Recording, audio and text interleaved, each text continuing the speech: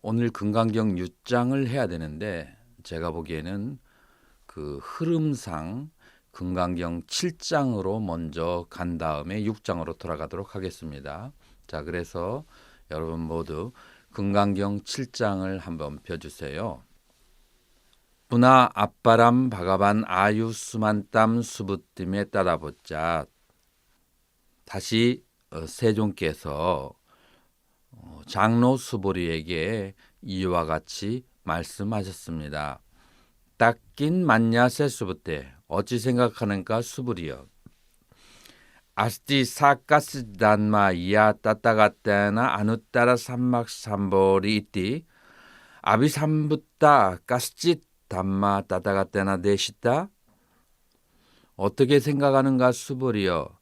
열애에 의해서 무상 정등 정각이라고 하는 깨달은 어떠한 법을 설하신 적이 있는가? 설하여진 적이 있는가? 자, 이 질문은 무엇인가 하면은 열애가 어떠한 법을 설하신 적이 있는가? 두 번째, 그 법은 무엇냐면은 무상 정등 정각이라고 하는 깨달았다라고 하는 그런 법을 설한 적이 있는가? 그래서 질문은 두 가지죠. 열애가 법을 설한 적이 있는가? 어떠한 법? 무상 정등 정각이라고 하는 깨달은 법을 그것을 설한 적이 있는가? 이렇게 두 가지로 질문이 이루어지죠. 자, 그러면은 여러분들은 어떻게 생각하세요? 열애가 그런 법을 설한 적이 있을까요? 에방 욱다 아유스만 수부띠히 바가반땀에 따다보자. 야따함 바가반 바가바또 바시땀 아르땀 아자나미 나스티사 까스ጭ땀모 야따떼가떼나 아누따락 삼맥삼보디띠 아비삼붓다 나스티 담모야 따따가따나 되시다. 에방욱대 아유스만 이와 같이 말씀하셨을 때 아유스만 수부띠 장로 수보리가 바가반 땀에 따다봤자 세존에게 이와 같이 말씀드렸습니다.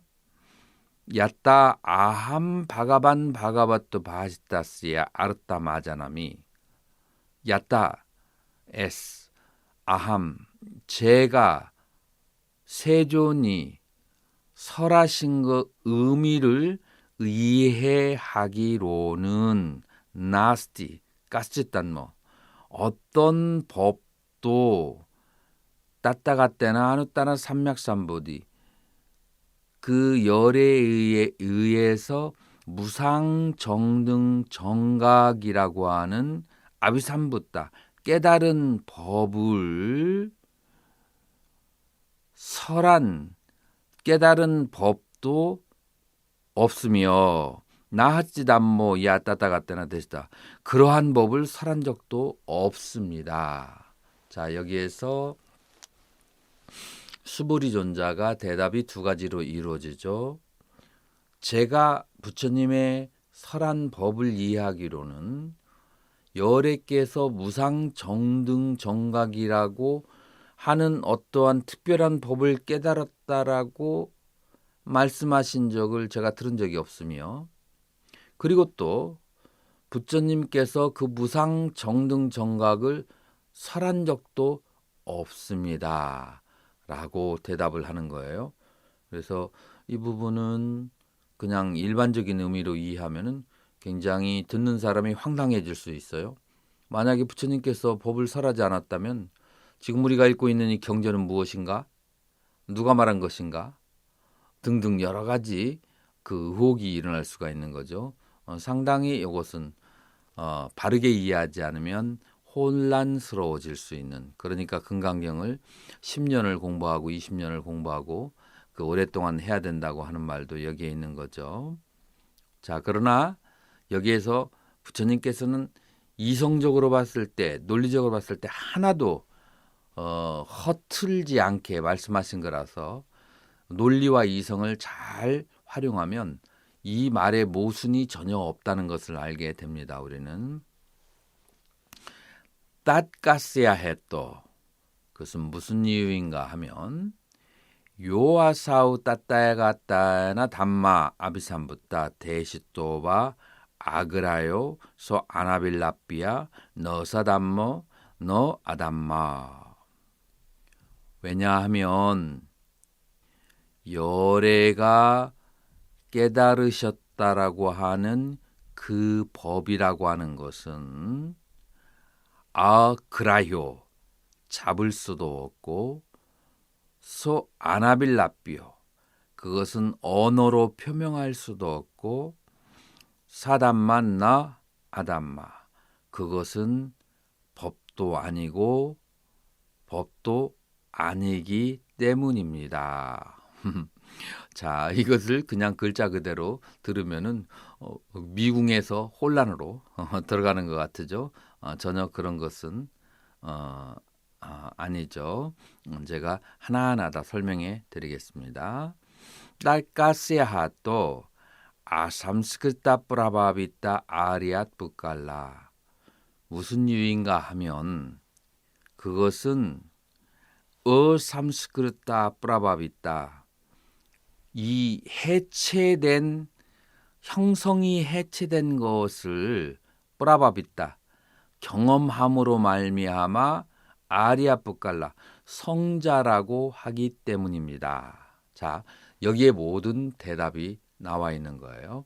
자, 첫 번째 우리의 질문은 어디에서 시작하는가 하면은 열애가 무상 정각을 깨달은 적이 있는가? 그리고 그 법을 설한 적이 있는가라고 했을 때 둘 다 네거티브예요.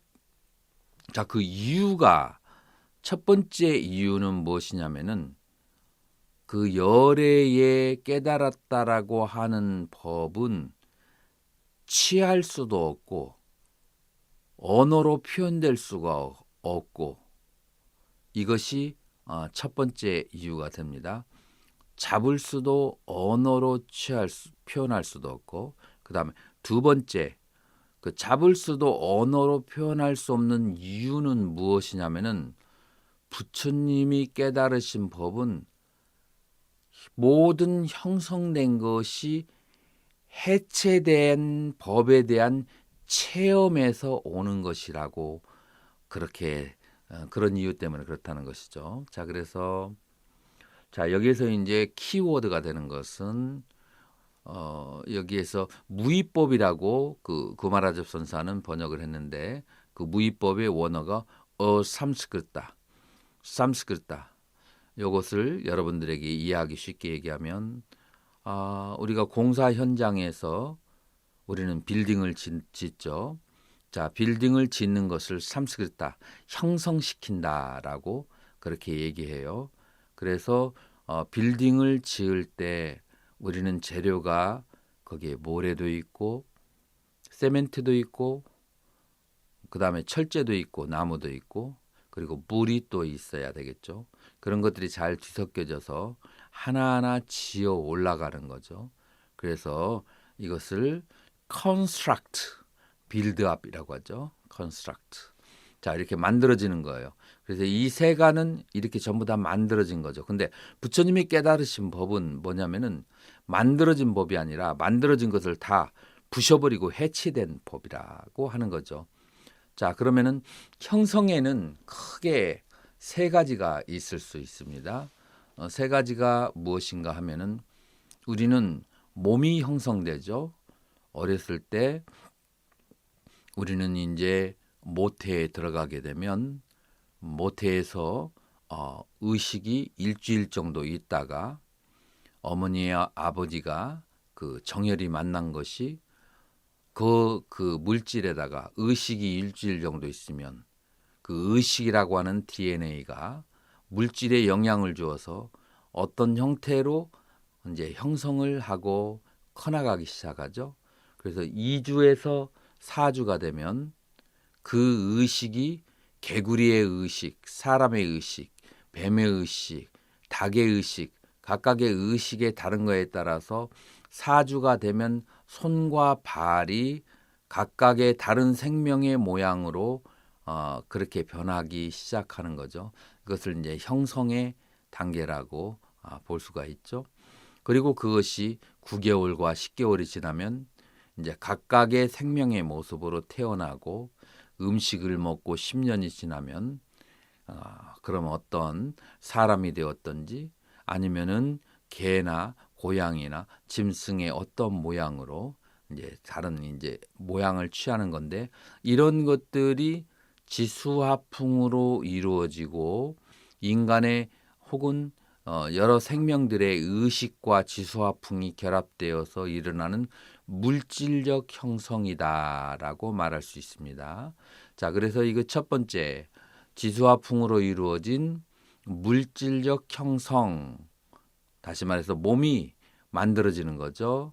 이제 몸이 만들어지는 과정을 그것을 물질적 형성이라고 할 수가 있고 이것을 첫 번째 형성이라고 말할 수가 있습니다. 그리고 두 번째로 인간의 그 형성은 관계적 형성이다라고 그렇게 말할 수가 있죠. 관계적 형성이라고 하는 것은 결국은 어디에서 태어나고 태어나면서 바로 어머니와 아버지, 할아버지와 할머니 그리고 이제 그 누나, 형님, 오빠 이런 것들이 다 결정 지어지는 거죠. 좀 더 크기 시작하면은 동생들, 그 다음에 친구들, 그리고 좀 더 나아가서는 학교 동창생들 이런 식으로 점점 관계가 형성이 되어오면서 더 나아가서 성년이 되게 되면은 나의 나라, 그 다음에 지구라고 하는 어떤 이제 소속의식까지 갖게 되는 것이죠. 자, 이런 것들이 전부 다 관계에 의해서 형성되어진 것입니다. 어떤 사람이 어디에 태어나지 않았다면 이 모든 형성은 일어나지 않는 것이죠. 태어나고 그 단체와 소속해서 커나가면서 이루어지는 형성, 그래서 이것은 관계의 형성이라고 할 수 있습니다. 세 번째로는 언어의 형성이라고 볼 수가 있죠. 처음에 모든 대상들에게 이름이 있었던 것은 아니죠. 이름이 있었던 것이 아닌데 사람들이 그 대상을 편리하게 부르고 기억하기 위해서 각각의 모양들에게 이름을 붙이고 그 이름들이 이제는 오랜 세월이 지나서 마치 처음부터 이름이 존재하는 것처럼 생각하지만 그것은 사람들이 약속에 의해서 만들어낸 것들이죠. 그래서 이런 이제 이름과 개념의 형성 이렇게 크게 형성은 세 가지로 나눠질 수 있는데 자, 이 이름과 그 다음에 개념을 다 해체해버리고 인간관계를 다 해체해버리고 그리고 인간의 몸을 다 해체해버리면 우리는 무엇을 얻을 수가 있을까요? 무엇을 인식할 수가 있고 무엇을 대상화할 수가 있고 무엇을 생각할 수가 있을까요? 자, 그렇기 때문에 부처님께서는 이 해체된 상태에 대한 무의의 체험이 바로 이 부처님이 깨달으신 법이기 때문에 그 깨달은 해체된 상태에서는 잡을 것도 언어로 표현할 수도 없고 인식의 대상이 되지 않기 때문에 고르기 때문에 무언가 특별히 그 안욕따라 삼맥삼벌이 무상정등 정각이라고 할 만한 어떤 특별한 지칭할 만한 법이었고 그러한 특별한 법이 없기 때문에 그 법에 대해서는 한마디도 설할 수가 없다는 것이죠. 여기서 말하는 법은 일반 법이 아니라 그 무의의 해체된 상태에 대해서는 한마디도 표현할 수가 없다는 것이죠. 그래서 우리는 금강경 7장을 그 앞에 제목이 무엇으로 나왔는가 하면은 무득무설분이라고 했습니다. 얻을 수도 없고 설할 수도 없다. 그것은 이 법은 해체된 상태에서 경험으로 말미암아 나오는 것이기 때문에 얻었다고 할 만한 어떤 대상도 그 다음에 설할 수도 없는 상태라고 하는 거죠. 자, 이런 의미에서의 부처님께서는 일자불설 한마디도 설한 바가 없다라고 얘기하는 거죠.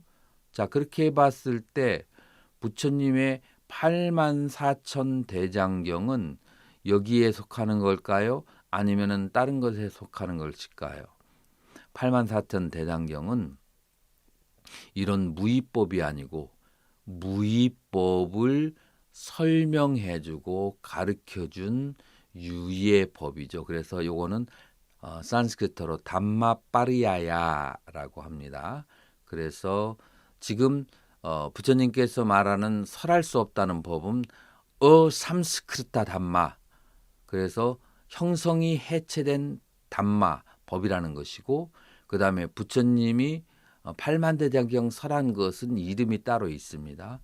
그것은 뭐라고 하냐면 다르마 빠리야야라고 법문이라고 그렇게 하는 것이죠. 그리고 이 법문은 무의에 모든 것이 형성된 것이 해체된 상태로 가기 위해서, 다시 말해서 달을 보게 하기 위해서 가리키는 손가락이라고 하는 것이죠.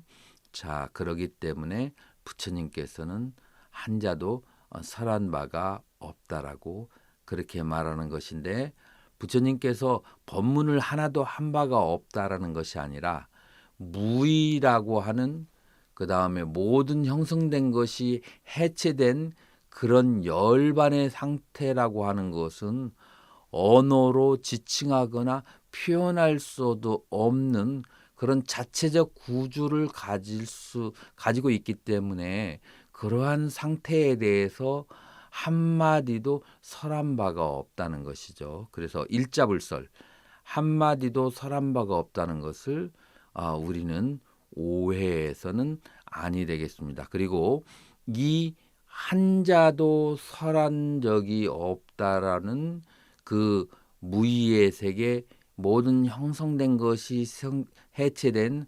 어섬스크르타의 세계, 그리고 그 니르바나 열반의 세계, 이런 세계가 아까 금강경 5장에서 말씀드린 부처를 세 가지로 살펴볼 수 있는데요.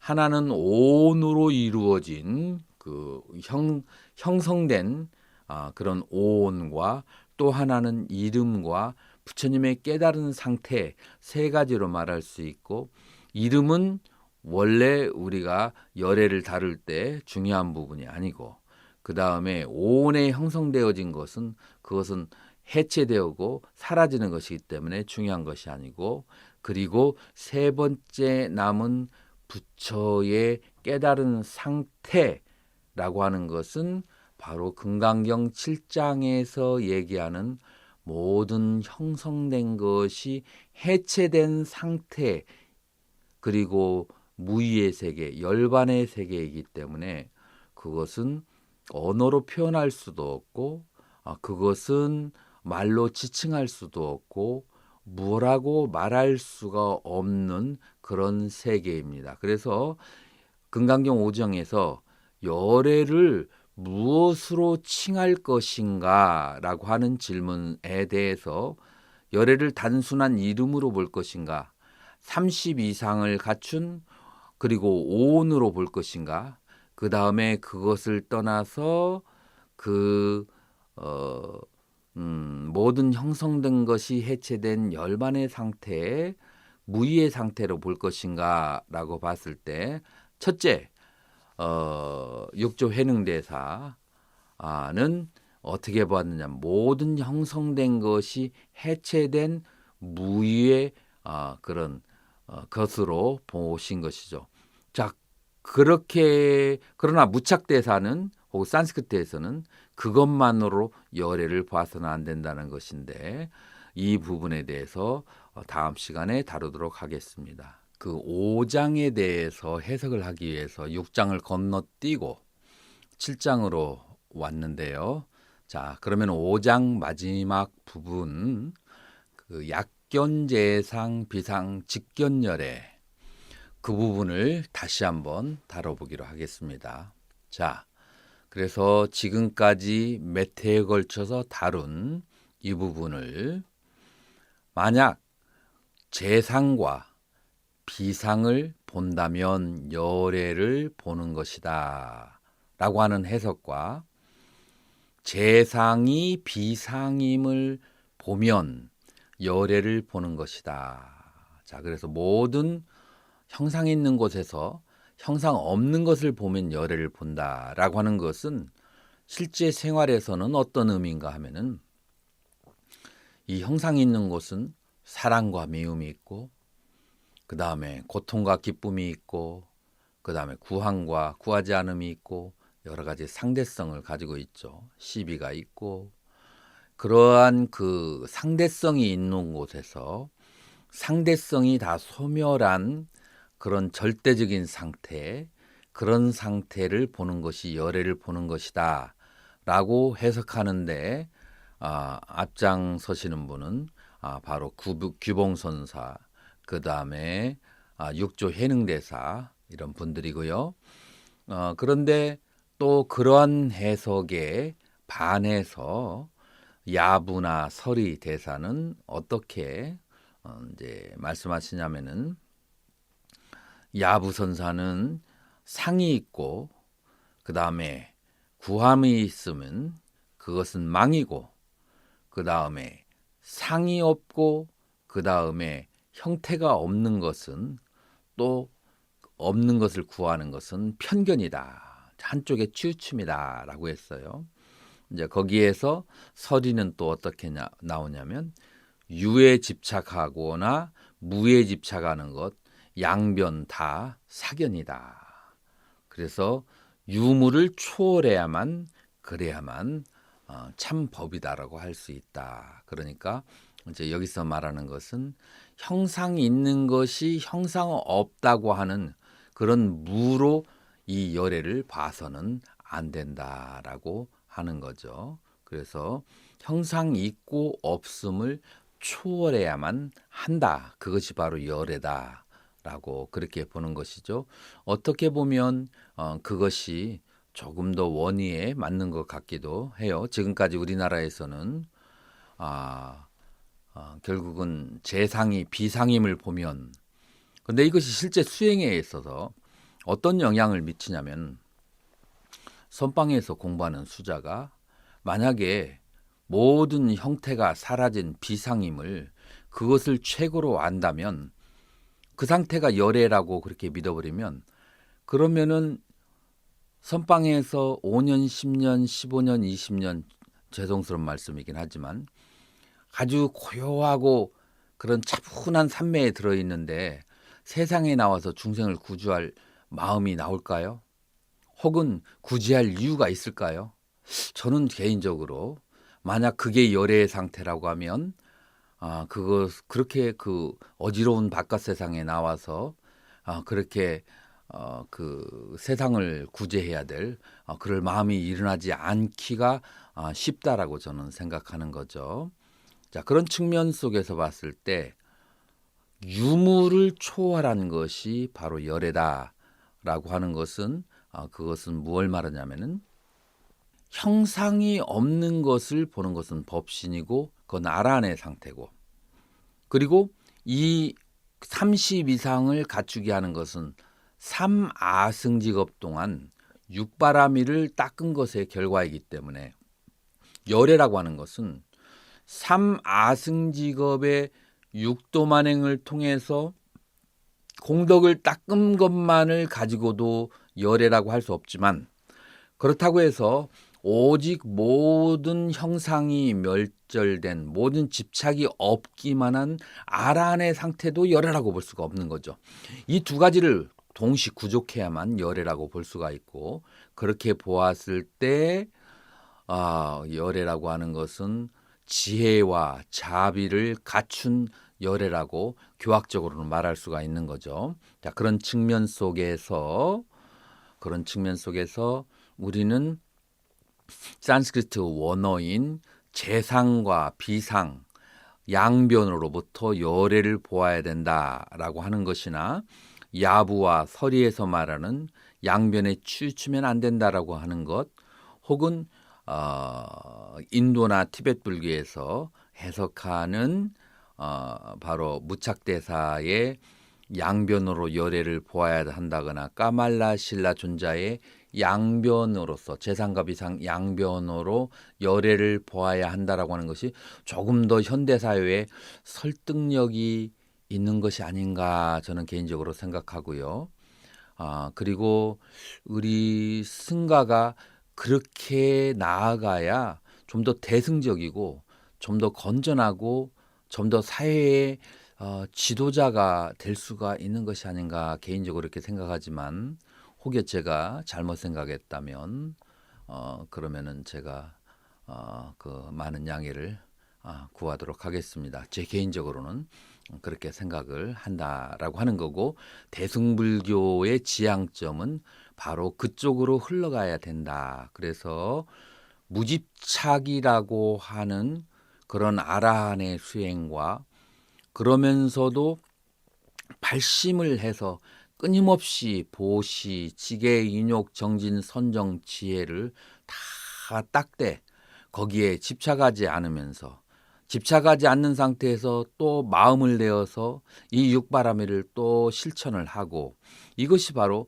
금강경에서 얘기하고 있는 그 바른 설명이 아닌가라고 저는 그렇게 이해를 하는 것이죠. 자, 그렇게 해서 금강경 5장에서 얘기하는 열애란 누구인가, 열애는 무엇으로 열애라고 할 수 있는가라고 하는 부분에 대해서 제 개인적인 해석으로는 결론을 내리기를 30 이상을 갖춘 그 육바라밀의 공덕행의 결과와, 그리고 무집착으로서 모든 형상이 소멸된 아라한의 상태, 이 두 가지가 갖추어져야 열애라 할 수 있다라고 개인적인 해석을 내리면서 5장을 마치도록 하겠습니다. 자, 그러면은 이제 이렇게 보았을 때 우리는 무량한 공덕을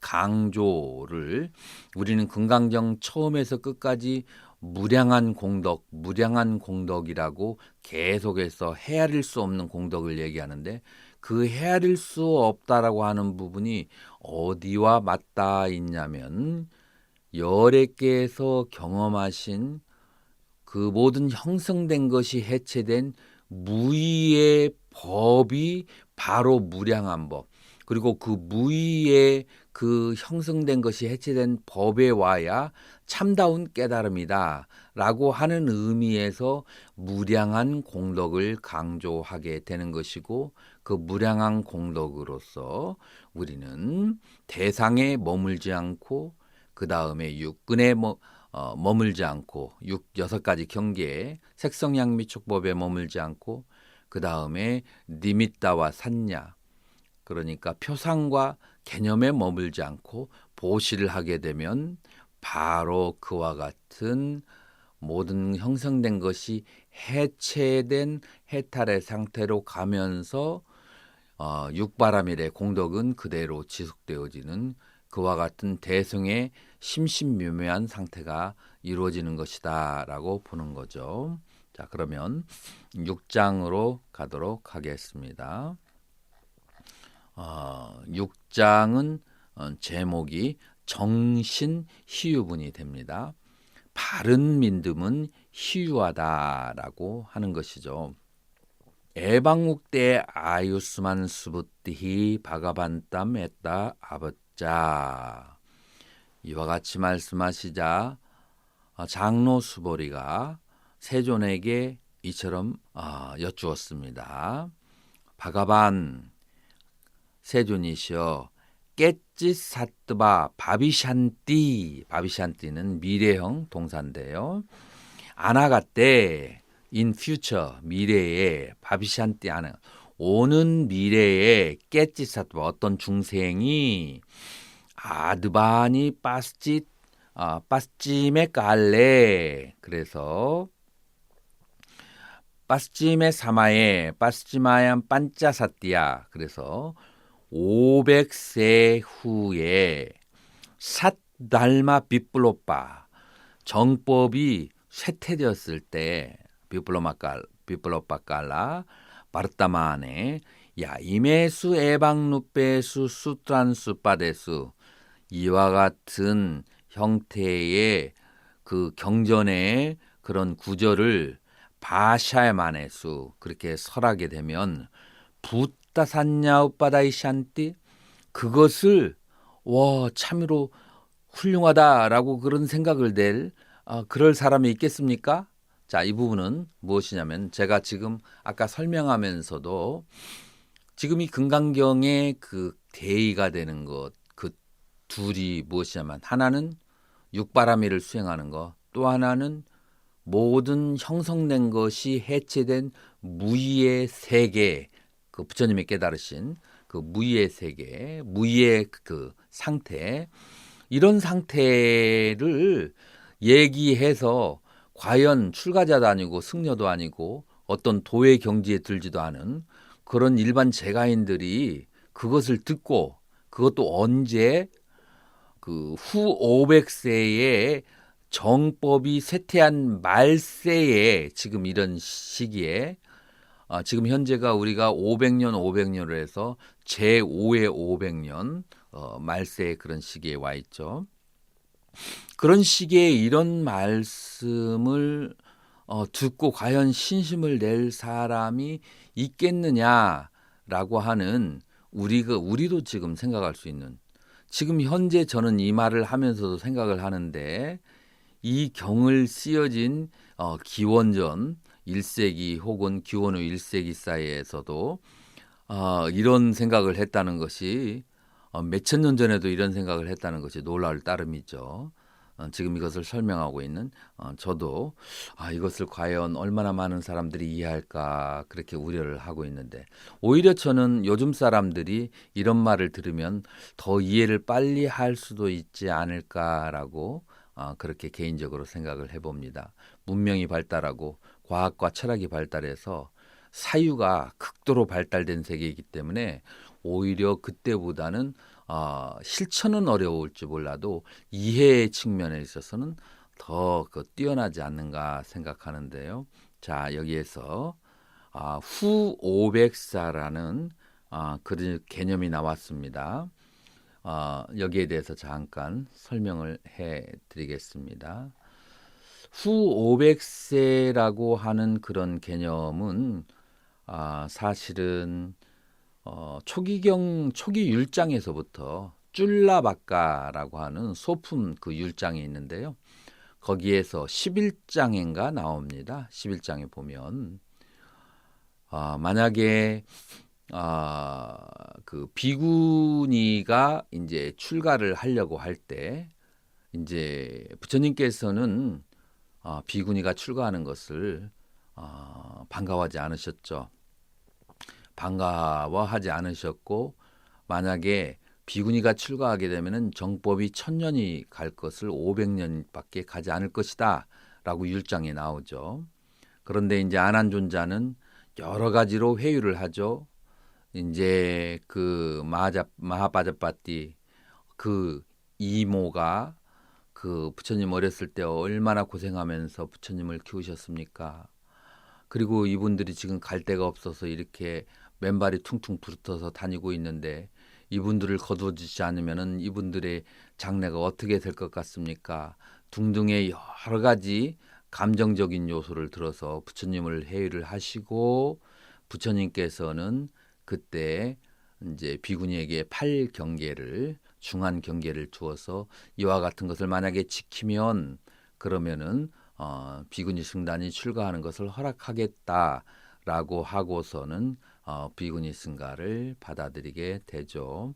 자, 그러면서 이제 첫 번째 1000년이 갈 것이 정법이 1000년이 갈 것이 500년밖에 가지 않는다라고 하는 그런 이제 개념이 처음에 발생하게 되고 그 후로 여러 대승경전 속에서 정법, 상법, 말법 혹은 500년씩 끊어가지고 이제 5가지의 그런 그 법 이렇게 이제 계속해서 이루어지게 되죠. 이 부분에서 제가 오해를 피하기 위해서 조금 설명을 해줘야겠는데요.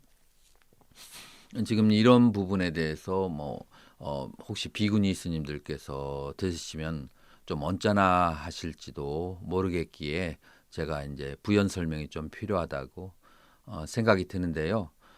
지금 이 부분은 사실상 비구니이기 때문에 비구니가 업이 많아서 그러기 때문에 정법이 쇠퇴된다는 그런 내용이 아니고 사실은 중요한 것은 부처님 당시 기원전 6세기에 어떤 종교 집단도 이성이 남자와 여자가 같은 승단으로 있어 본 적이 없고요. 첫 번째.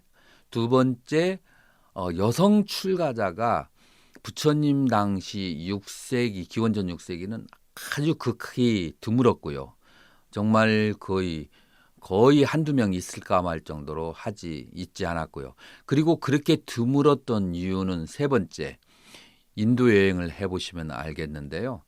요즘과 같이 개화되고 문명된 사회 속에서도 비하르 쪽으로 가게 되면은 그쪽에 경찰들이 20명, 50명 탑니다. 아직까지도 거기는 치안이 발달되지 않아서.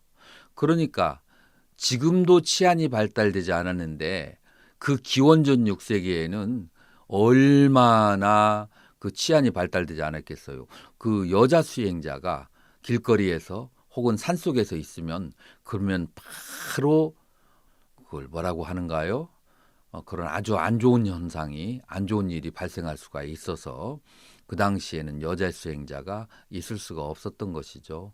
그리고 이제 그러기 때문에 여자 수행자가 들어오면은 반드시 남자 수행자가 주변에 있어야 되고 돌봐줘야 되고 그러면서 일어나는 여러 가지 문제점들 때문에 부처님께서 그렇게 불법이 쇠퇴해진다고 한 것이지 여자 자체에 어떤 문제가 있어서 그런 것은 아니라고 저는 생각하고 만약에 입장을 바꾸어서 여자 제자가 있었고 그리고 남자 제자가 들어오려고 할 때도 부처님은 똑같이 그렇게 말씀하셨을 거다라고 보는 거죠. 그래서 이것은 남녀 차별이라든지 그런 거하고는 전혀 관계가 없는 내용인데 자 이렇게 첫 번째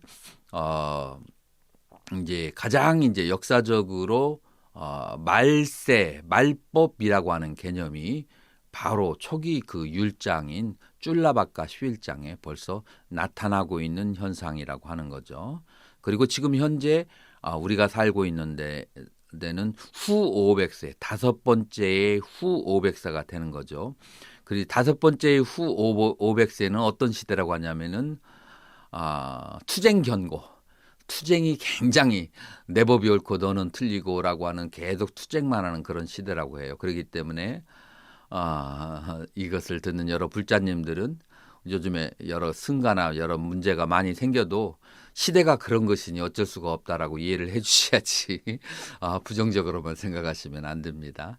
자, 그래서 우리는 이와 같이 이 말세의 시대에도 여기서 중요한 것은 과연 이러한 이런 부처님의 그 진의 깊은 뜻을 이렇게 설명을 해도 이해할 수 있는 신자가 과연 있을 것인가?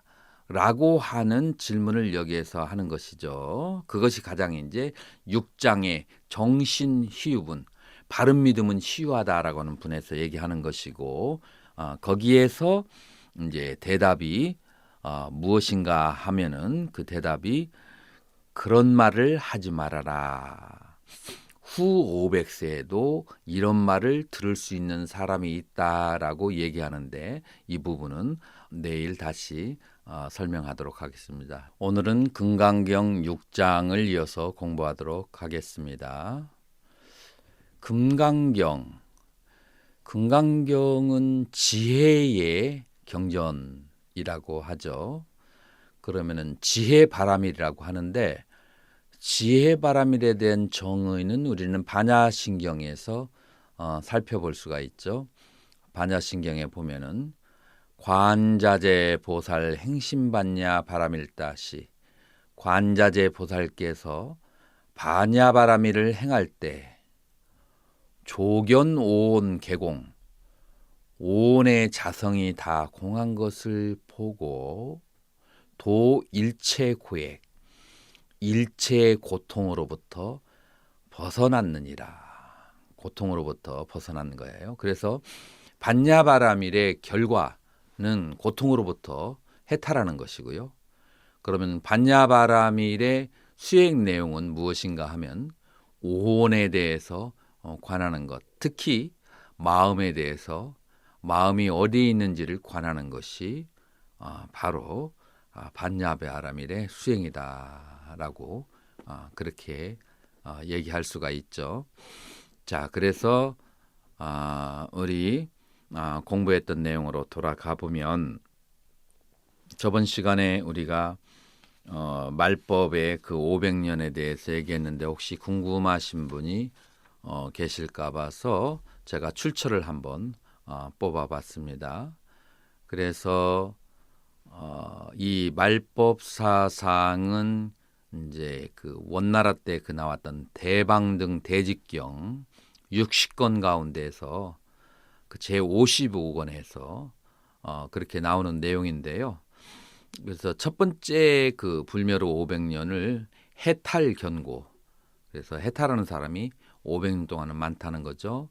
그 다음에 두 번째 500년, 그러니까 600년에서 1000년까지는 선정 경고, 그래서 선정을 닦는 사람이 많은 거죠.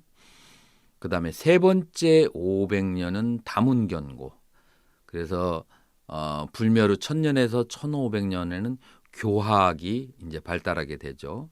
그리고 네 번째 500년에서는 불탁과 사원을 건립을 많이 하는 조사 경고, 그래서 이제 사찰을 짓는 그런 이제 시기고요.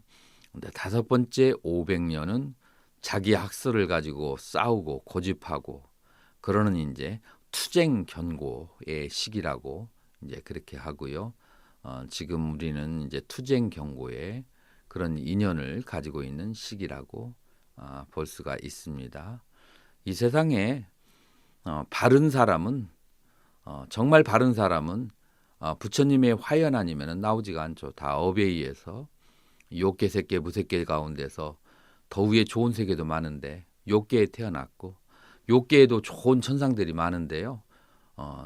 화락자재천도 있고 타화자재천도 있고 도리천, 도솔천 다 놔두고 인간 세계에 태어난 것은 대부분 업이 조금 많다라고 봐야 되겠고요. 그 업이 많으면은 아무래도 자기 견해가 많고 이익을 추구하고 다툼과 싸움이 많은 것은 당연한 것이다라고 이렇게 봐야만 되겠죠. 그렇기 때문에 그러한 인간의 그 사리에 대해서 크게 그렇게 상심할 일도 없고 이해하는 마음으로 그렇게 해서 불법을 만나서 빨리 모든 사람이 해탈하여지이다라는 그런 마음을 가져야만 되겠죠. 자, 그러니 이제 해탈의 마음에 대해서 그런 사람이 과연 이 시기에 이 후 500세에 그러니 이제 그 말법 시대에도 그런 말을 듣고 이해를 하고 진실한 믿음을 낼 수가 있겠습니까?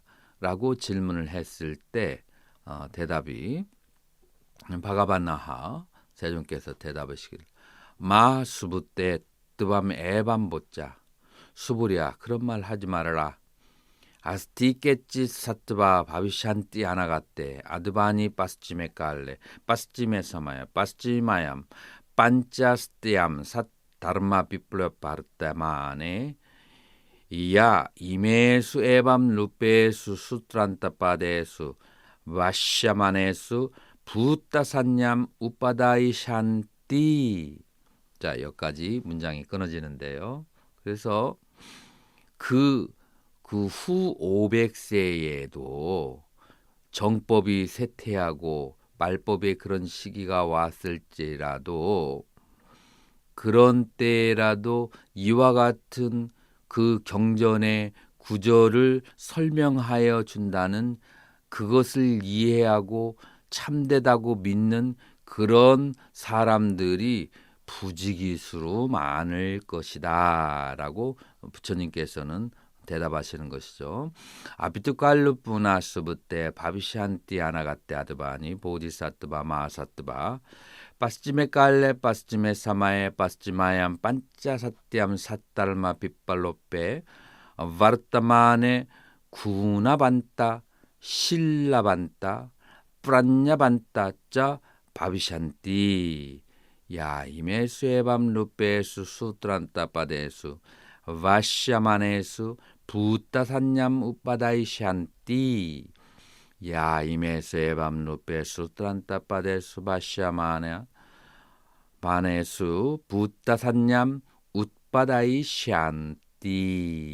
그래서 수보리여 미래세에 보살마살들이 있어서 그 후 500세에 정법이 쇠퇴할 시기가 되었을지라도 이런 사람들이 있어요. 어떤 사람들이 있냐면은 구나반또 공덕을 쌓는 사람들, 신라반또 계를 지키는 사람들, 빤냐반또 지혜를 갖춘 이들, 이런 세 종류의 사람들이 있어서 이런 사람들이 만약에 이 경전의 말씀들이 설해지면 그것을 이해하고 믿는 마음을 낼 것이다 라고 그렇게 부처님께서는 대답하시죠. 자, 그래서 그 말세 후 500세에도 보살들이 여전히 그 속에 태어나서 그 보살들은 어떤 사람이냐면은 공덕을 여전히 쌓고 계를 지키고 지혜가 있는 이런 사람들은 이런 말을 듣자마자 바로 이해하고 믿음을 갖게 될 것이다 라고 하는 거죠. 나깔루뿌나떼 수부떼 보디사트바 마사트바 에까부따 파리우파시타 바비샨티 그들은 수보리야 그들 보살마살들은 한 부처님 회중에서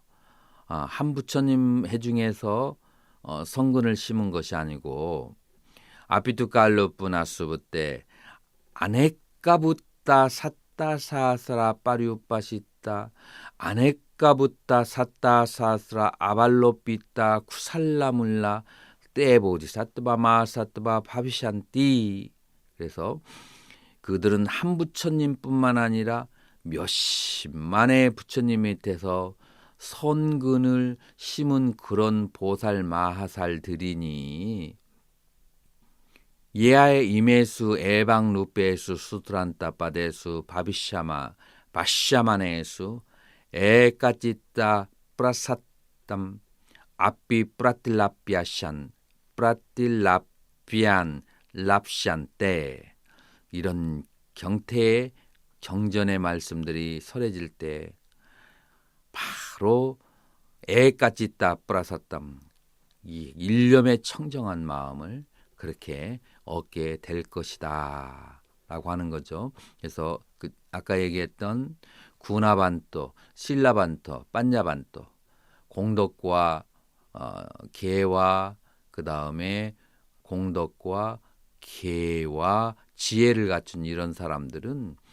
한 부처님이 아니라 수없이 많은 부처님 밑에서 공부를 하신 분들이기 때문에 그런 걱정일랑 아예 하지 말아라 라고 부처님께서 수보리존자에게 말씀하시는 거죠.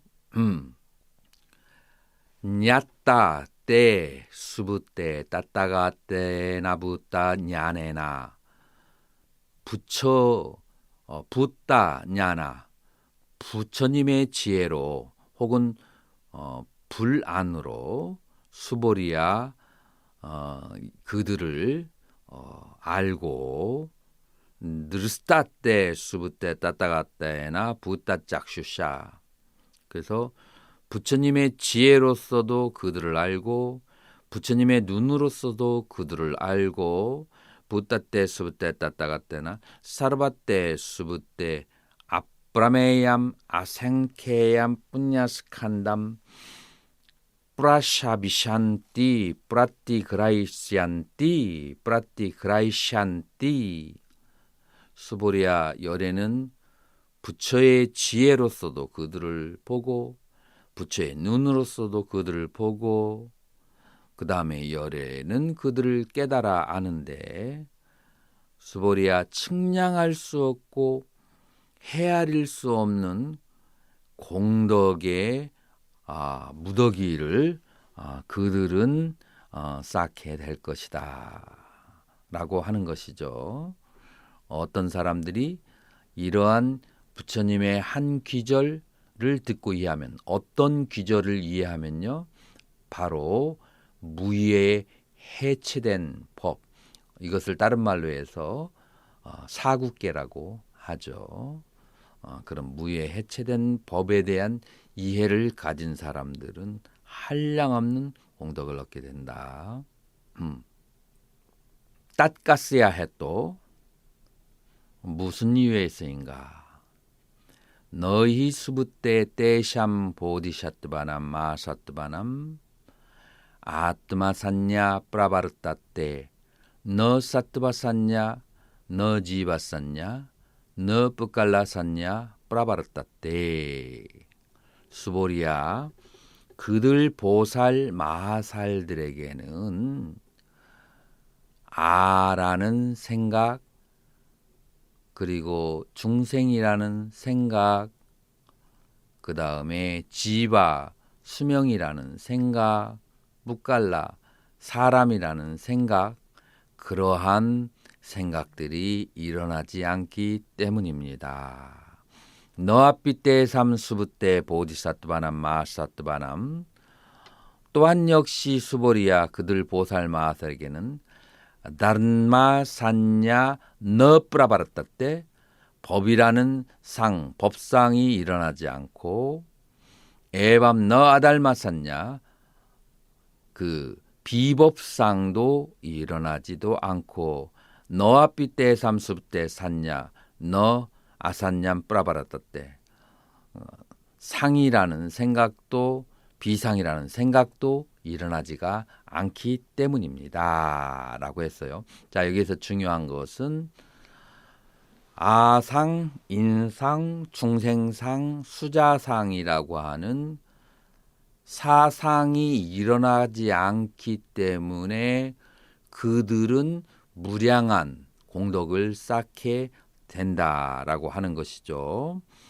그 네 가지에 덧붙여서 또 법상과 비법상이라고 하는 생각을 일으키지 않는다. 자, 그래서 지금 6가지 중요한 개념이 나왔습니다. 금강경에서 그냥 넘어갈 수도 있지만 그러나 넘어가기에는 너무나 중요한 그런 개념의 6가지가 나왔는데요.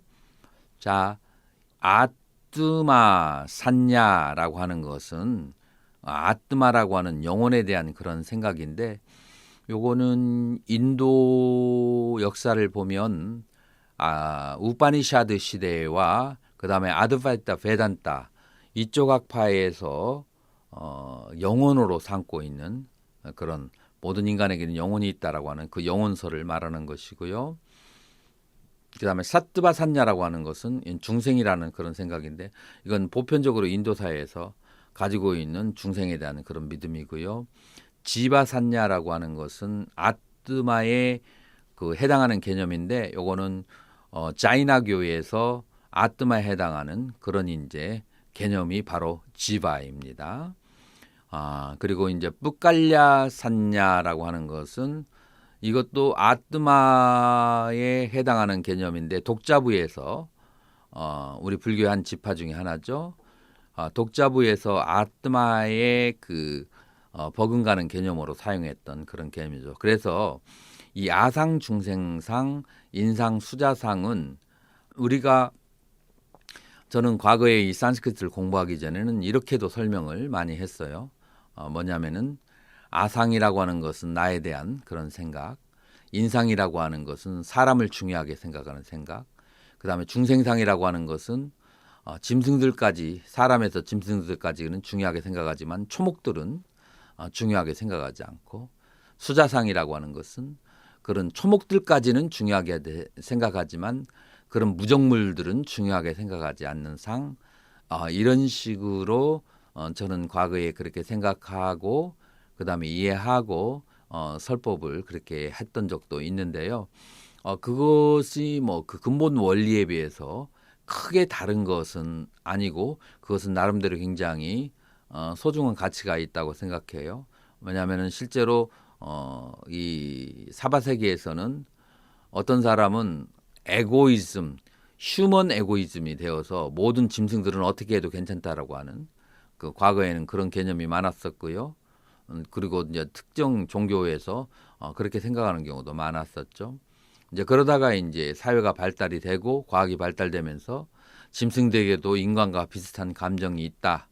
그 다음에 다인의 쥐나설이 나오고 하면서 짐승들까지도 존중해야 된다라고 하는 이제 개념을 인상이라고 한다면 이제 사람들까지도 중요하게 생각하는 것을 나뿐만 아니라 모든 인류를 흑인들까지도 중요하게 생각해야 된다는 것을 인상이라고 한다면 이제 짐승들까지도 중요하게 생각해야 된다라고 하는 것을 중생상이라고 이제 그렇게 볼 수 있고 요즘에는 좀 더 과학이 발달되면서 초목이나 식물들 이런 이제 그런 식물들까지도 생명이 있고 감정이 있기 때문에 그들마저도 따뜻하게 다스려야 된다라고 하는 것을 그것은 이제 수자상이라고 이제 그렇게 이제 해석하는 것도 굉장히 일리가 있고 불교의 교리적으로 봤을 때에도 그렇게 큰 오류가 없다라고 볼 수가 있는데요.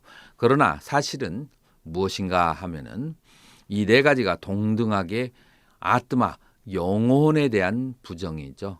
그래서 그런 그 나라고 하는 어떤 실체가 있다라고 하는 것에 대한 그런 것을 가지고 있는 것은 그것은 아상이 된다라고 하는 거죠.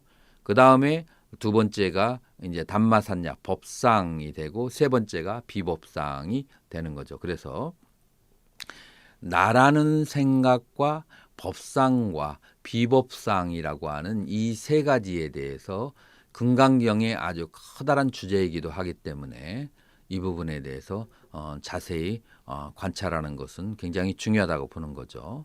자, 그래서 제가 조금 뭐라고 할까 어려웠다가 쉬워졌다 이렇게 이제 굴곡이 조금 있어야 되고 높낮이가 있어야 되는데 계속 하드코어로 푸시를 하니까 좀 죄송스러운 마음도 있긴 한데 뭐 그 스님들마다 성향이 또 다르고 한 것이라고 또 이해를 해주시고 또 쉽게 재밌게 설명하는 분도 있고 그렇게 이제 본격적으로 이제 불교의 본질을 그렇게 설명하는 분들도 여러 가지 다양하게 있다라고 그다음에 방송 채널도 많으시니까 그런 다양성으로 그렇게 이해를 해주시면 되겠습니다. 저는 그래서 지금 시간과 다음 시간에 이어서 아상과 그 다음에 법상, 그 다음에 비법상이라고 하는 세 가지 개념을 자세히 다루려고 하는데요. 저번에도 말씀드렸다시피 초기 불교에서 우리는 아상과 법상을 어떤 식으로 생각했냐면은 나라고 하는 집착을 덜어버리는 것을 아상을 비워버리는 것이고 그리고 그것을 수다원의 상태가 된다라고 얘기했죠. 근데 나라고 하는 생각이 비워졌다 할지라도 내가 경험하는 세계에 대한 집착이 다 떨어지는 것은 아니죠. 그 내가 경험하는 세계에 대한 집착은 욕계, 색계, 무색계에 대한 집착이고 그러한 집착을 다 덜어버렸을 때 아라한이 되는 것이다라고 그렇게 첫 시간에 말씀을 드린 적이 있는데 자 그것을 법상이라고 보고 그 다음에 나를 아상이라고 보는 거죠. 금강경 6장의 중반부를 공부하겠는데요. 여러분들이 찾기 쉽게 하기 위해서 구마라즙 스님의 그 번역은 하이고 시제중생 무부하상 인상 중생상 수자상 무법상 역무비법상이라고 되어 있습니다. 이제 이 부분을 원전에 의해서 해석하게 되면은 어떠한 이유에서인가 수보리야 그들 보살마살에게는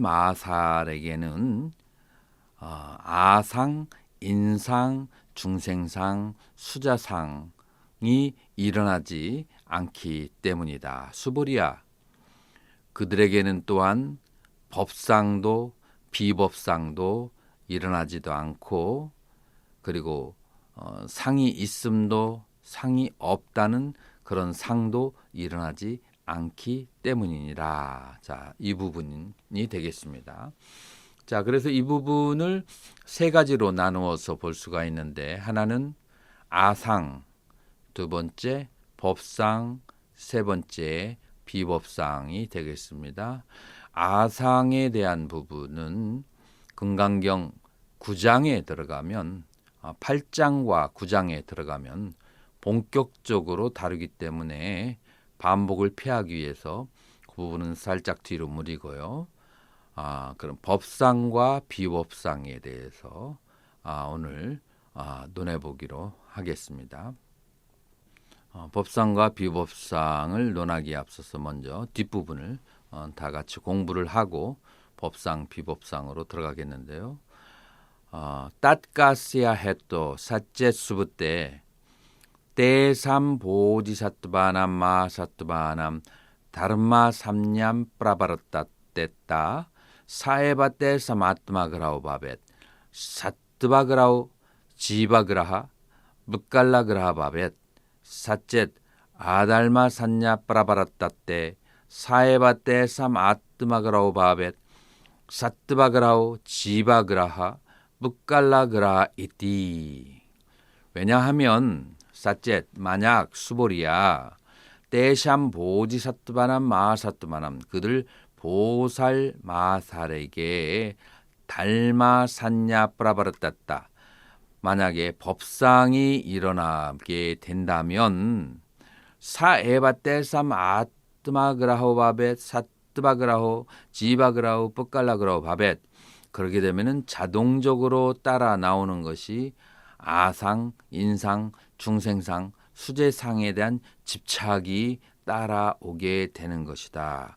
사째 그래서 만약에 어달마 산냐 뿌라바르떴다. 만약에 비법상에 대해서 비법상이 일어난다면 사해바떼삼 그때도 역시 아뜨마그라우 바벳 그 사뜨바그라우 지바그라우 뻑갈라그라우 아상, 인상, 중생상, 수자상이 생기기 때문이다. 자, 그래서 그것이 법상이 생기든지 비법상이 생기든지 다시 아에 대한 집착으로 유신견에 대한 집착으로 돌아오기 때문에 그러기 때문에 법상과 비법상이라는 생각마저도 없어야 된다라고 하는 거예요. 땄가스야 해또 왜냐하면 너 깔루뿌나 수부때 보지사뚜베나 마사뚜베나 담마우꾸라이따뿌야 너 하담마 그러기 때문에 수보리야 보살은 보지사뚜베나 마사뚜베나 담마우꾸라이따 법을 집착해서는 안 되고 너 아달마 비법에 대한 집착도 있어서는 안 되느니라. 따스맛 그러므로 이암 따따가때나 산다여 박바시다 이러한 근거에 의해서 항상 말씀하시기를 꿀루빠맘 담맘 빠리야얌 아자나디 담마 에바 뿌라핫다부야 뿌라따게바 아달마 있디 그러기 때문에 열에는 늘 나의 설법을 뗏목의 비유처럼 그렇게 알라라고 그렇게 하였고 법도 버려야 하거늘 하물며 비법이랴 라고 해서 6장이 끝나게 됩니다. 자, 그래서 법도 버려야 되고 그리고 비법도 버려야 된다고 합니다. 자, 지금 여기에서는 이유가 뭐냐면은 그것은 마치 뗏목의 비유와 같다. 나의 가르침은 뗏목의 비유와 같다라고 하는 거죠. 자, 그래서 이 부분을 초기경전에서 아주 자세하게 나옵니다. 그것은 마지마 니까야, 그러니까 중부 니까야의 저는 그 번역을 어떻게 했냐면은 물뱀의 비유경이라고 했는데 다른 강목 스님이나 아니면은 전재성 박사 그분들은 뭐 독사의 비유, 그다음에 뭐 뱀의 비유 아마 그런 식으로 나왔을 거예요. 여러분들 한번 찾아보시면 독사의 비유라고 찾아보시면 다음에서 금방 찾으실 수 있을 거예요. 그래서 저는 그런데 이제 물뱀의 비유라고 그렇게 제목을 그렇게 달았습니다. 그렇게 번역을 했는데요. 이제 그 경에 이제 자세히 살펴보면 무슨 내용이 나오냐면은 어떤 사람이 저 언덕에 건너가기 위해서 옆에 있는 나무 조각과 가지를 엮어서 뗏목을 만들고 난 후에 저 언덕에 건너간 후에 과연 그 사람이 그 뗏목을 어깨에 짊어지고 가는 것이 옳은가? 아니면은 그 뗏목을 다시 그쪽에다가 강가에다가 그대로 놓고 가든지 아니면은 밀어서 저 피안으로 저쪽으로 건너게 하는 것이 나은 것인지에 대해서 비구들에게 질문을 하고 대답은 이렇습니다. 그 뗏목을 어깨에 짊어지고 가는 것은 용도에 맞지 않습니다. 그러므로 그 뗏목을 놓고 가야 된다라고 하는 것이 뗏목의 비유입니다. 그래서 부처님의 가르침, 부처님의 법이라고 하는 것은 최종적으로 해탈 혹은 열반 혹은 깨달음에 가기 위한 수단이란 말이죠. 그래서 그 수단이 되는 것들은 그 깨달음을 얻고 난 다음에 해탈을 하고 난 다음에 더 이상 그것을 붙들고 다닐 필요가 없다라고 하는 거죠. 이제 이것이 이제 조금 더 쉬운 말로 얘기한다면 법이라고 하는 것은 중생들은 전부 다 무명에 의해서 업을 가지고 태어났기 때문에 각각의 업이 각각 다른 거죠. 각각의 업이 다르기 때문에 똑같은 가르침을 가지고 설명을 하면 어떤 사람은 이해하는 반면 어떤 사람은 이해하지 못합니다. 그래서 법은 항상 차별적이고 다를 수밖에 없는 거죠. 그래서 어떤 사람에게는 그 법이 법으로 느껴지지만 어떤 사람에게는 무의미한 글자의 나일로밖에 느껴지지 않기도 하죠. 그것은 근기가 다르기 때문에 그래서 부처님께서는 근기에 맞게 설했기 때문에 그런 현상이 오는 거죠. 그런데 그 근기에 맞춰서 설한 법을 뗏목이라고 한다면 이것이 해탈하거나 깨달음을 얻고 난 다음에도 그 법을 국집하고 그걸 남에게 가르치려고 한다면 그러면 근기에 맞지 않은 사람에게는 소용이 되지 않고 해당이 되지 않는 거죠. 그래서 그런 법을 잡으면 그러면은 서로 다툼이 일어나게 되는 거죠. 내 것이 옳다, 내 것이 옳다라고 하는 그렇기 때문에 그 뗏목과 같은 가르침은 깨달음을 얻고 난 다음에는 놓아버리고 그 중생과 사람의 근기에 맞춰서 다시 말을 가지고 설명을 해줘야만 되는 것이죠. 자, 이래서 이제 법이라고 하는 것에 집착하지 않아야 된다라는 의미가 나왔는데, 그럼 비법이라고 하는 것은 무엇일까요? 비법이라고 하는 것은 그 물뱀의 비유경에서 보면은 크게 세 가지로 그렇게 나왔는데요. 그 세 가지가 무엇인가 하면은 첫 번째로는 어떤 사람이 부처님의 가르침을 공부하는데 자기 명예를 높이기 위해서 공부하는 것이 첫 번째입니다. 두 번째, 남하고 논쟁에서 이기기 위해서 법을 공부하는 것, 두 번째 종류의 사람이고요. 세 번째로는 남에게 의시되고 아는 체하고 남을 이기기 위해서 법을 공부하는 것. 그러니까 교만하고 자랑하고 남을 이기고 남 위에 군림하기 위해서 이 부처님의 가르침을 도구로 사용해서 많이 알고 공부하는 것, 이것이 이제 비법이고요.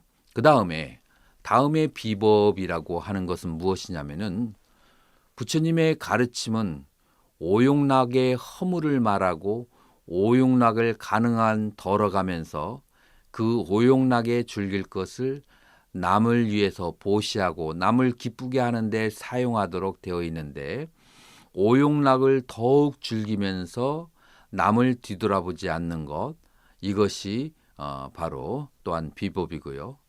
네 번째 종류의 비법이라고 하는 것은 이렇습니다. 내가 아닌데, 오온이라고 하는 것은 나도 아니고 나의 것도 아닌데 나의 것이라고 나라고 굳게 집착하는 것, 이것은 네 번째 비법이 됩니다.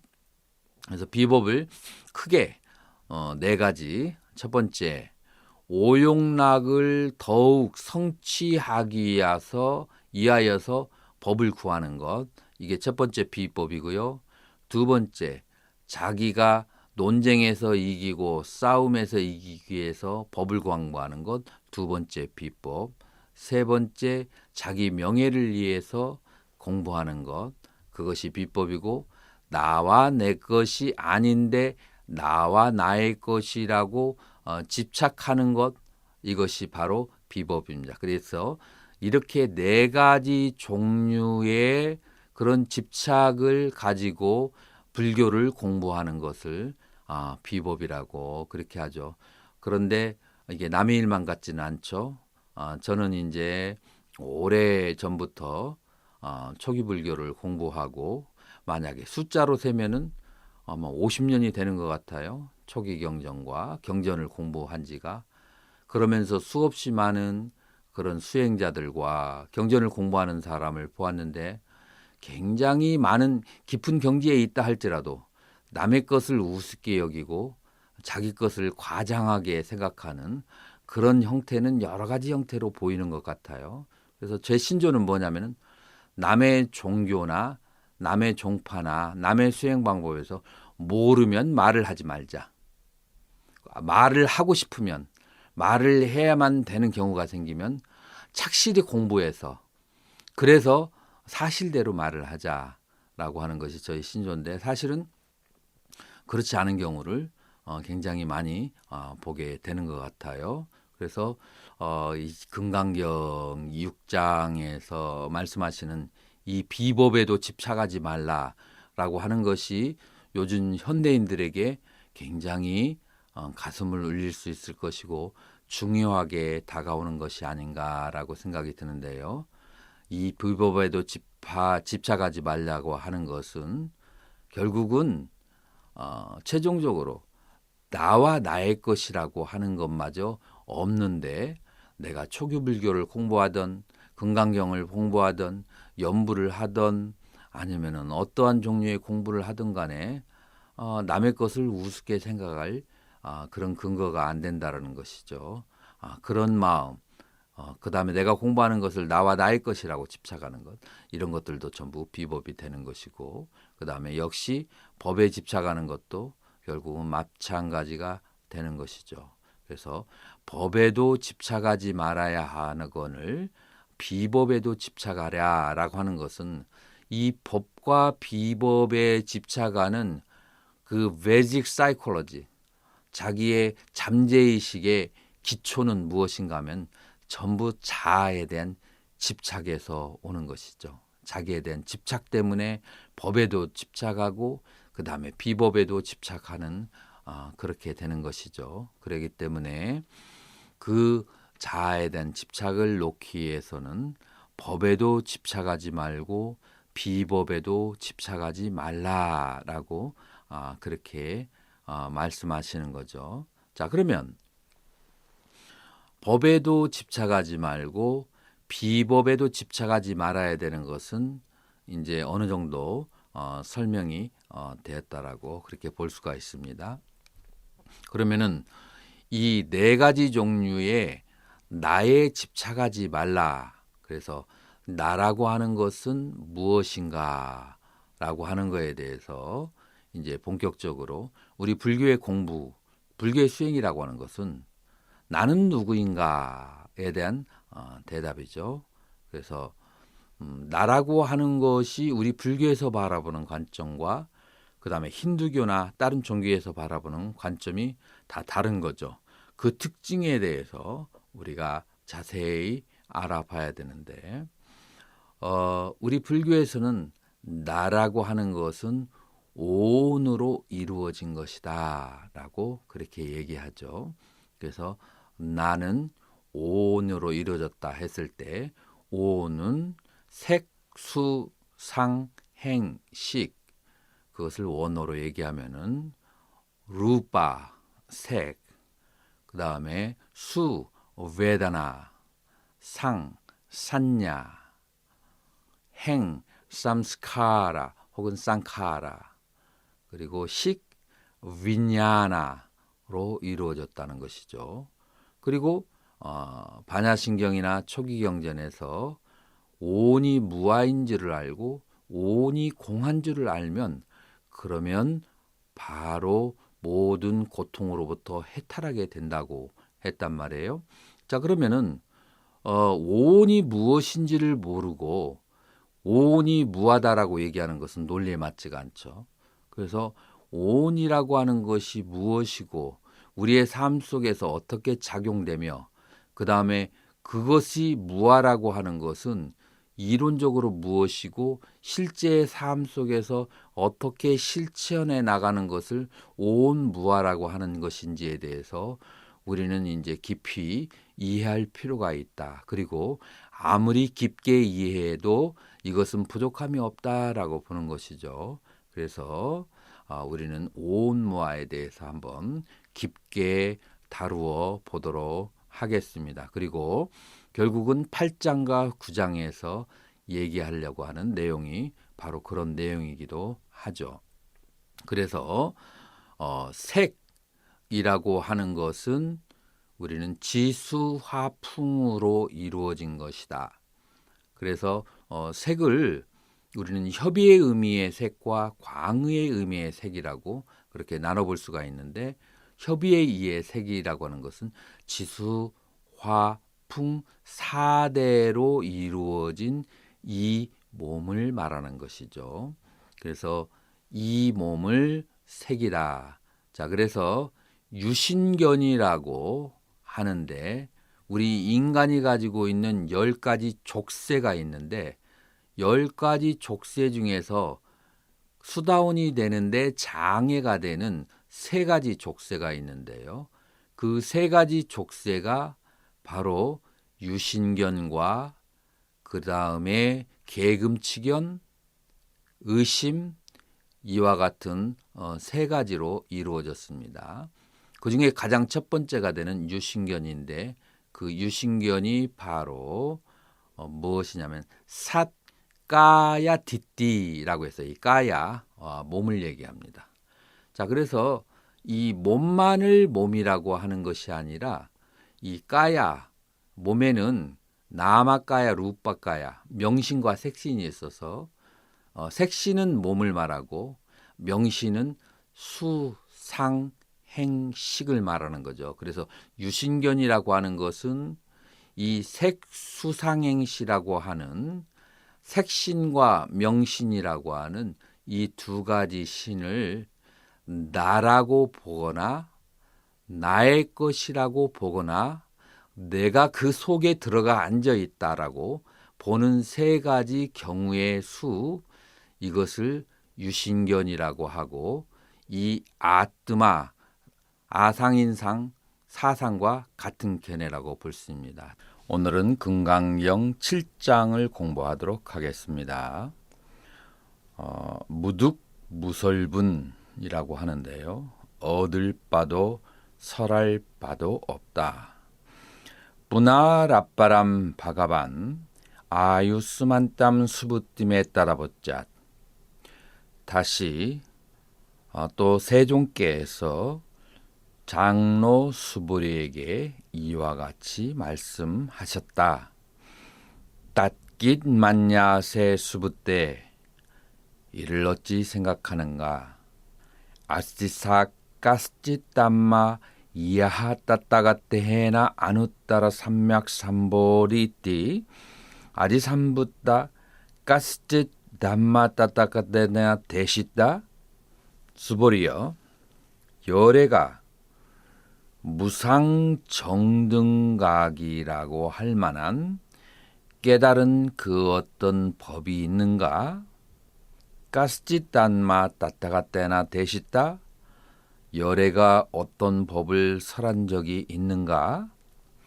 에방 욱다 아유스만 수부띠 바가반땀 에따다보자 이와 같이 말씀하셨을 때 물론 부처님께서 말씀하신 거죠. 아유스만 수부띠 장로 수부리가 바가반땀 에따다보자 세존에게 이와 같이 말씀하셨습니다.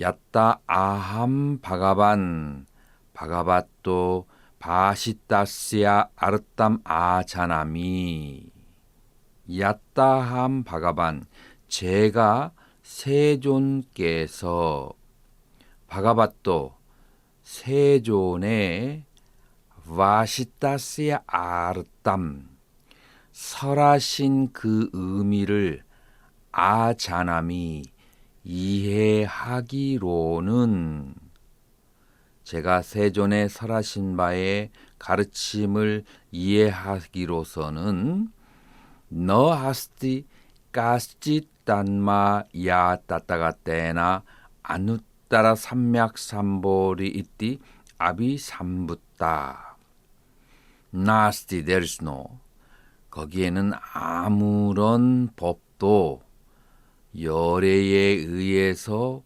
무상정등각이라고 설하신 그 깨달은 법이 존재하지 않습니다. 나시담모 야따따가테나 대시다. 어떤 법도 설하지지도 않았습니다. 라고 그렇게 대답을 하시네요. 자, 지금 이 부분은 일반적인 상식으로 이해하려고 하면 이해하기 어려운 부분이죠. 먼저 질문이 이렇게 나와요. 세존이 그 부처님께서 수보리 존자에게 네가 이해하기로는 내가 어떤 깨달음을 무상정등각이라고 하는 깨달음을 얻었다고 생각하느냐? 아니면은 내가 어떤 무상정등각이라고 하는 법을 설한 바가 있는가? 라고 질문도 묘하거니와 대답하는 수부리 존자도 이렇게 대답하죠. 무상정등각이라고 할 만한 그 어떤 법을 깨달은 적도 없고 그 어떤 법도 그러한 법도 설한 바가 없습니다. 라고 대답을 하셨어요.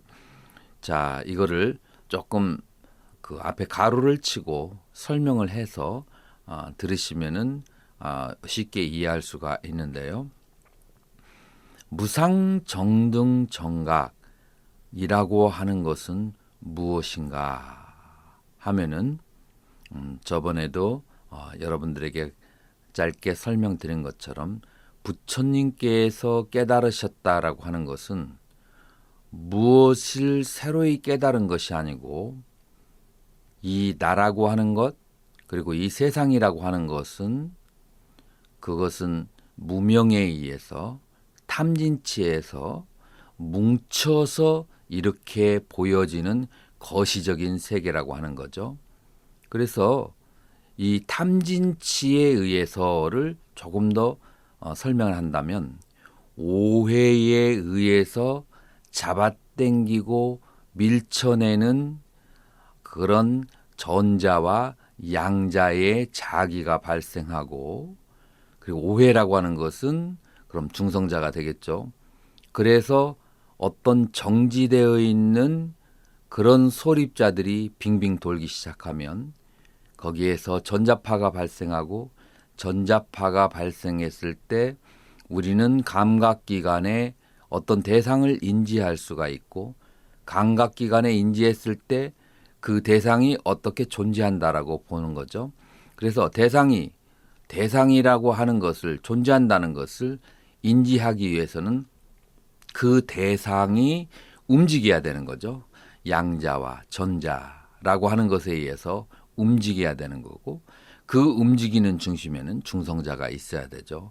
다시 말해서 탐진치가 있어야만이 이 세계는 존재한다라고 하는 이해 방식이 나올 수가 있는데 부처님께서 깨달은 것은 이런 탐진치의 존재 이외에 어떤 아름다운 세계를 있어서 깨달은 것이 아니라 탐진치를 해체했기 때문에 마치 건물과 빌딩을 전부 다 해체한 것처럼 아무것도 남아있지 않게 그것을 해체해버린 거죠.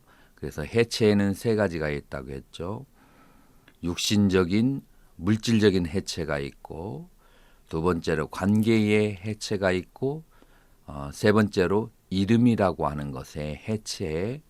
그래서 세 가지 모든 것이 형성된 것이 만들어진 것이 해체된 것, 해체된 상태를 무엇이라고 하느냐면은 무상, 정등, 정각이라고 짐짓 이름할 수가 있는 거죠. 그러나 무상, 정등, 정각이라고 이름했지만 거기에는 언어도 해체되고 물질적인 상태도 해체되기 때문에 우리는 육안으로 볼 수도 없고 언어가 해체되기 때문에 어떤 사유를 통해서 인지할 수가 없는 그래서 모든 관계와 인식 대상과 그리고 정신적인 물질적인 인식 대상이라고 하는 것을 뛰어넘고 초월한 상태가 바로의 열애의 깨달음이기 때문에 그것을 다른 말로 해서 무의의 진재라고 그렇게 얘기하죠. 그래서 그런 상태가 부처님의 깨달은 상태, 모든 형성된 것이 해체된 무의의 상태가 깨달은 상태이기 때문에 그러기 때문에 뭐라고 말할 수가 있는가 하면은 그 깨달은 상태가 깨달은 법이 있다고 말할 수가 없고 그리고 깨달았다는 법이 있다고 말할 수가 없는 거죠. 왜냐하면은 깨달았다라고 말할 수 있는 법이 있다라고 얘기한다면 그것은 언어에 의해서 인식되어질 수 있고 육안에 의해서 인식되어질 수 있는 그런 형성된 상태이기 때문에 그런 것이죠. 부처님은 모든 형성된 것이 해체된 것을 말하기 때문에 그렇게 무언가가 있다라고 말할 수가 없다는 거죠. 자, 그래서 이것이 첫 번째이고 두 번째로는 우리는 부처님의 84,000 법문, 84,000 대장경, 대소승의 수많은 가르침을 접할 수가 있죠. 자, 그런데 여기에서는 무엇이라고 하냐면은 부처님께서 일자불설 한자도 설한 바가 없다라고 말합니다. 왜 그런 말씀을 하실까요? 그 부처님께서 깨달은 모든 형성된 것이 해체된 상태는 그 무의의 진재는 말로써도 가까이 갈 수가 없고 그리고 이름으로써 가까이 갈 수도 없고 생각으로써도 가까이 갈 수가 없기 때문에 그러한 법은 설할 수가 없는 것이죠. 그래서 우리가 알고 있는 부처님의 가르침이라고 하는 것은 한 번도 부처님께서 설하시려고 하는 그 참된 그 상태를 표현할 수가 표현하지를 않았고 표현할 수가 없는 것이라고 하는 거죠. 그래서 부처님께서 설하신 그 법문을 담마빠리야야 그래서 법문이라고 합니다. 이 법문은 무엇에 의지했느냐면은 언어에 의지했고 생각에 의지한 것이죠.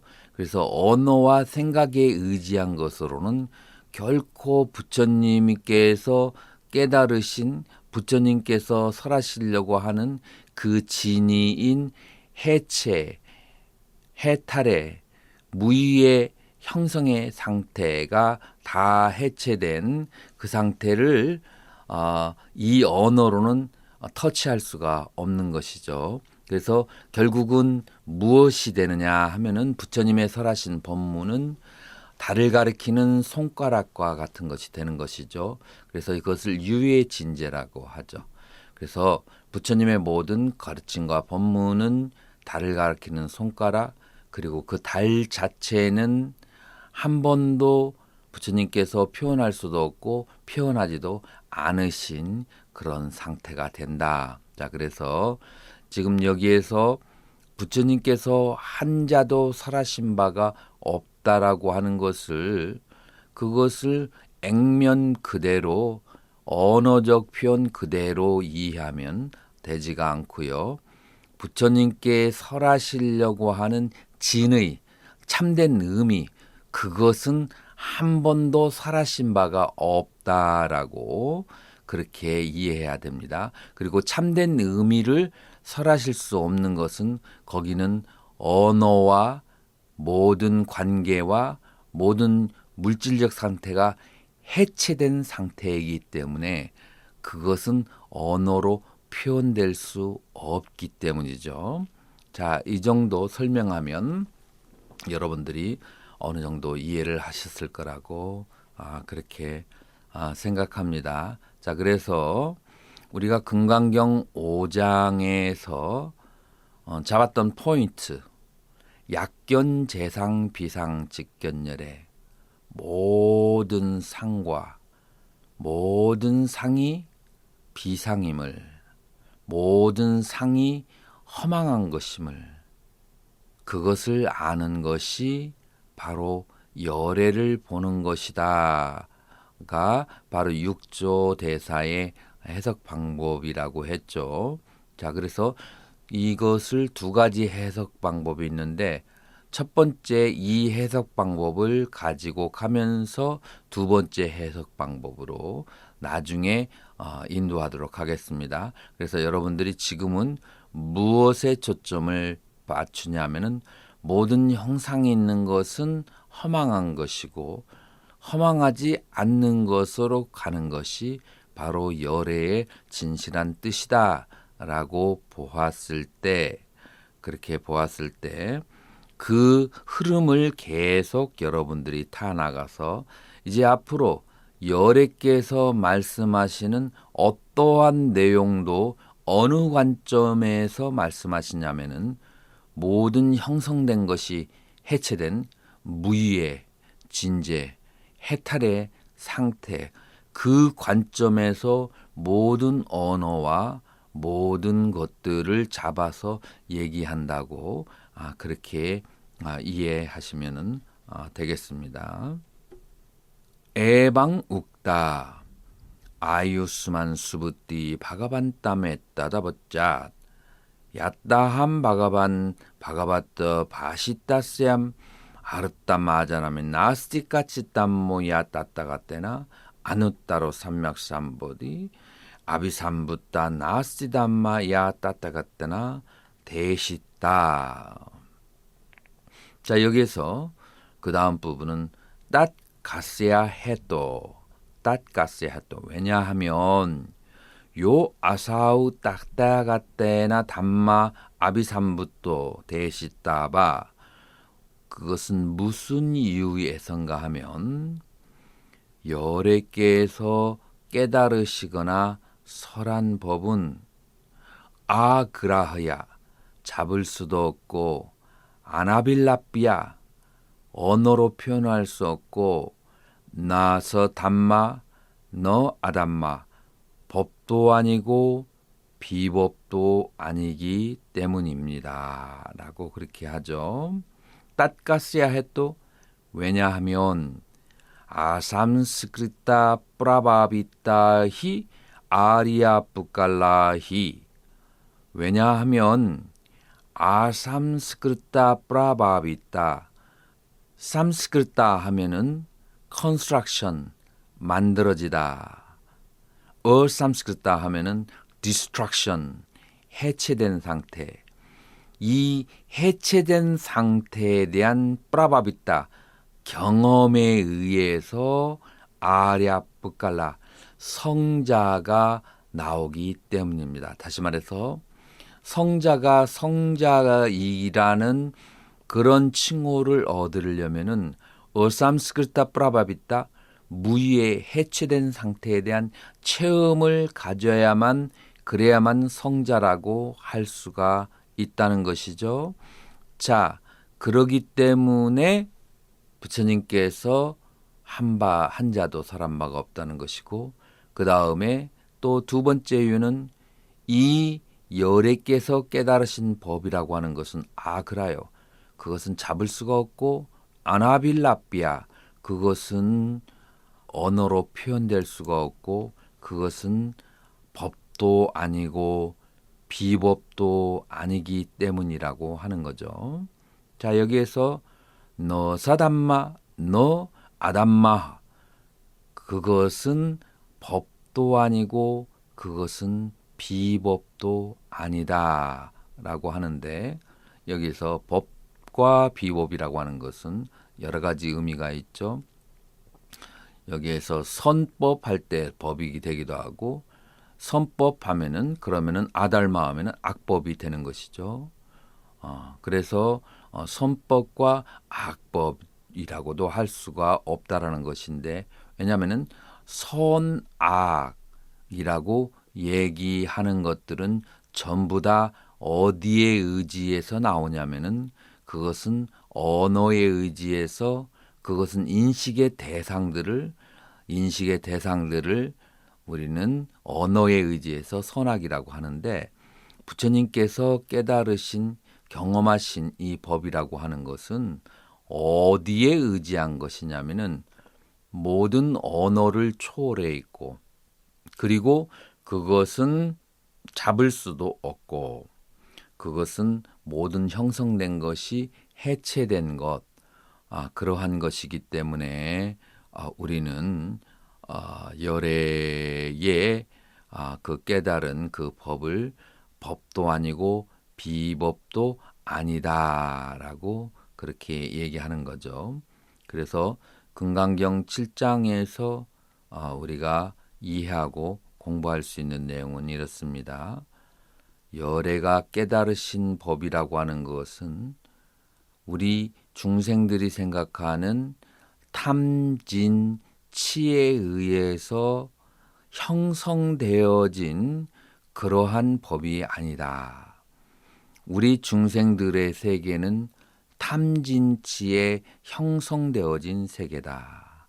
그리고 탐진치의 형성을 떠난 세계는 그것은 잡을 수도 없고 언어로도 표현할 수가 없다. 그렇기 때문에 그것은 법도 비법도 아니다라고 하는 거죠. 그래서 언어로도 표현할 수가 없고 그리고 형성된 것으로 우리는 잡을 수도 없고 법도 비법도 아닌 것이 바로 어삼스크리타 프라바비타.